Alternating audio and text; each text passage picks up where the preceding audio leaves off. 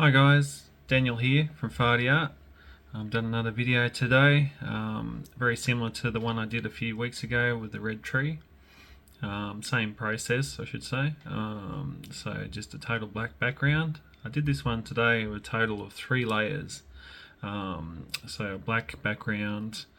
I did like a darker red for the foreground and the initial layer, and then the higher color reds over top of that, and then on the same layer I did some black patterning under that. So basically, yeah, very simple painting. This one took me about an hour, and again, just from imagination, I started doodling on the page sort of just to warm up, and then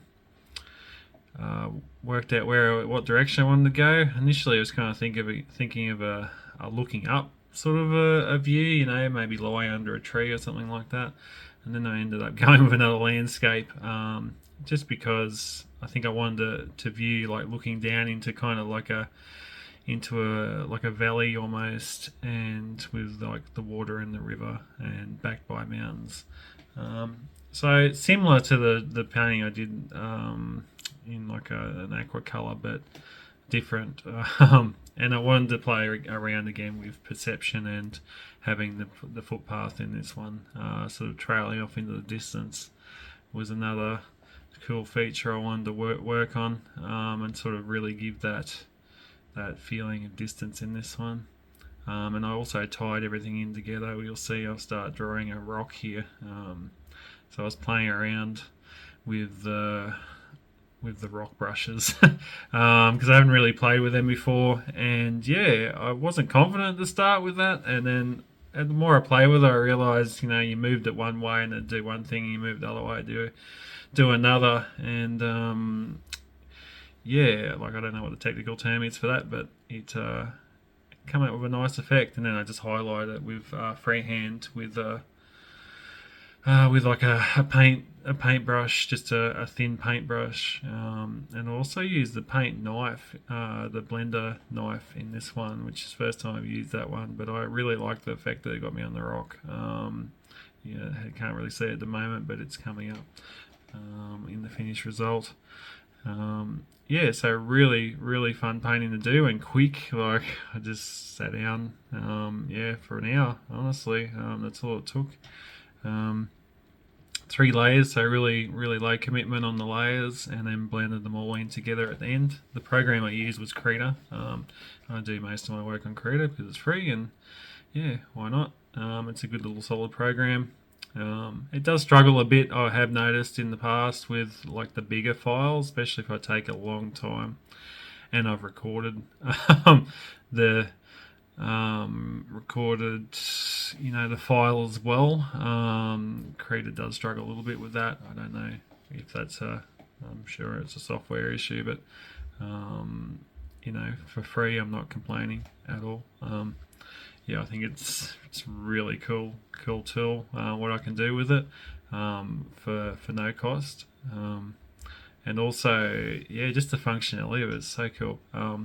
You can, with the recording, it does slow down with the recording, but and the bigger files where you have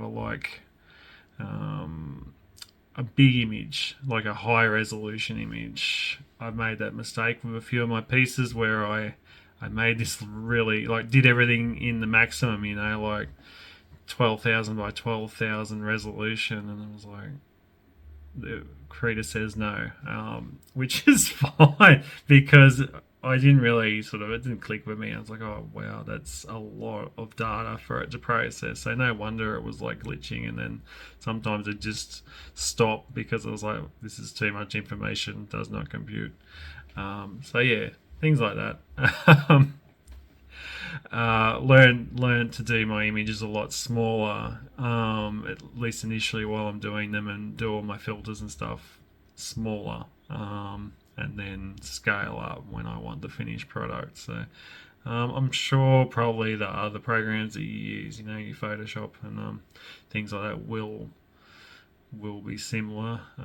They may be able to handle the bigger scalings on resolution better than Krita, possibly. I'm not sure. I am not very experienced with any of those because obviously they're a monthly subscription and I haven't been able to afford it, basically. Yeah, so I know a lot of us other artists out there are in the same boat, you know, especially if you just do it for fun like I am.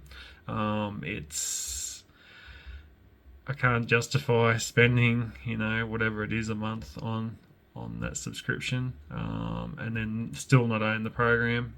I really gravitate towards programs that I can just buy outright. You know, if it was a couple of $100 and I owned it, then I would spend it. But yeah, unfortunately, I am that tight because you know inflation and all that stuff. You know, cost of living. So yeah, like I love art, but I suppose it's one of those things, you know, that doesn't weigh up if it against, you know, if I've got to buy diesel to get to work, you know, I'm going to have to buy diesel. It's not going to be the art. So that's my justification on it. Yeah, but I hope you enjoyed this video. It's another simple one for me, but I really like just the simplicity of it. Two colors, you know, red and black. That's all I use in this one. And then I'll put some other photos in this, some different versions that I play around with, and that was just with the HSV filter, so changing the colors. And I really actually like the yellow version. I think maybe it's my favorite actually, even over the red. Yeah, I changed everything to yellow and black, and I was like, oh, that's pretty nice, and probably a bit more natural moon color. So yeah, if you like these short videos, guys, please like and subscribe. Help me out. Not getting a lot of views at the moment, but you know, if you can think of anything that I could improve on, let me know in the comments, and I'll see what I can do. All right, peace, guys. Thanks.